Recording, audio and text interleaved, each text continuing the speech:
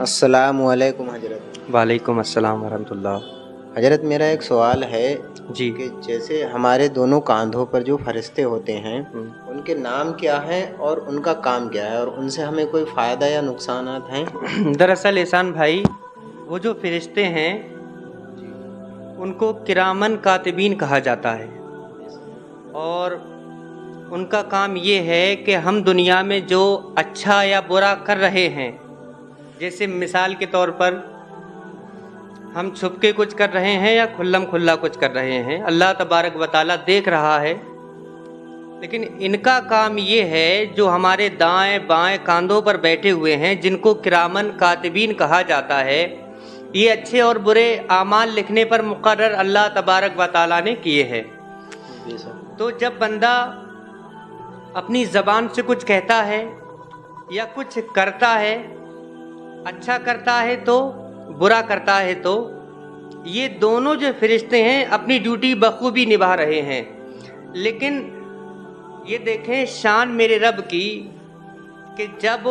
کوئی بندہ گناہ کرنا چاہتا ہے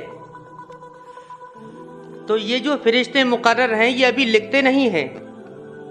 بلکہ انتظار کرتے ہیں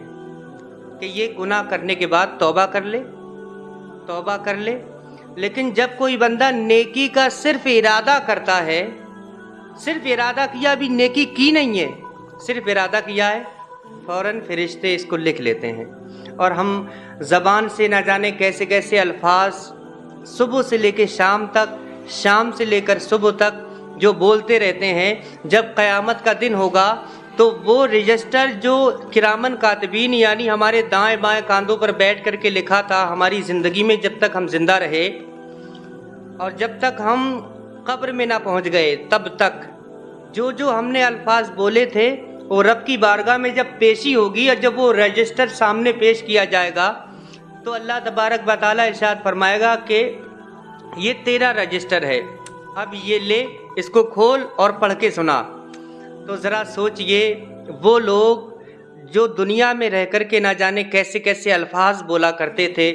گالیاں دیا کرتے تھے، چغل خوری، غیبت، مجھے کہتے ہوئے شرم آتی ہے، ایسے ایسے الفاظ ہم اپنے گھر میں اپنی ماں بہنوں کے سامنے، اپنے چوراہوں پر کھڑے ہو کر کے، اپنے عزیز و اقارب کے سامنے، اپنی بستی والوں کے سامنے جو الفاظ بولا کرتے ہیں، جب قیامت کا دن ہوگا وہ رجسٹر ہمارے سامنے پیش کیا جائے گا تو کس منہ سے اہل محشر کے سامنے، رب کے سامنے وہ الفاظ ہم پڑھ کر کے سنائیں گے؟ اس وقت ہمارا حال اور ہماری کیفیت کا عالم کیا ہوگا؟ میں بس یہی کہتا ہوں احسان بھائی، سوال اچھا تھا،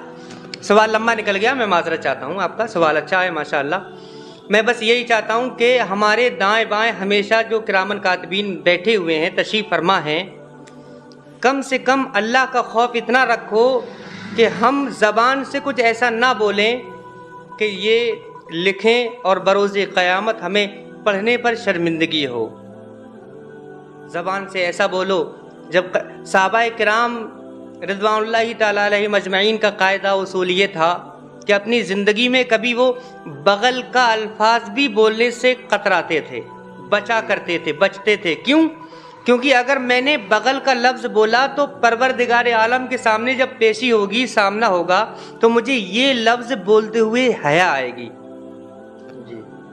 اور ہمارے حالات کیا ہیں کہ ہم کیسے کیسے گندے الفاظ، کیسی کیسی گندی گالیاں بول چال میں اپنی ہمہ وقت رکھا کرتے ہیں۔ میں کوشش کرتا ہوں کہ احسان بھائی کہ اپنے ذہن میں یہ ہم ہر وقت رکھیں، میں بھی، آپ تمام بھی، کہ ایسے الفاظ کا استعمال نہ کریں کہ جو فرشتے ان الفاظوں کو لکھیں اور بروز قیامت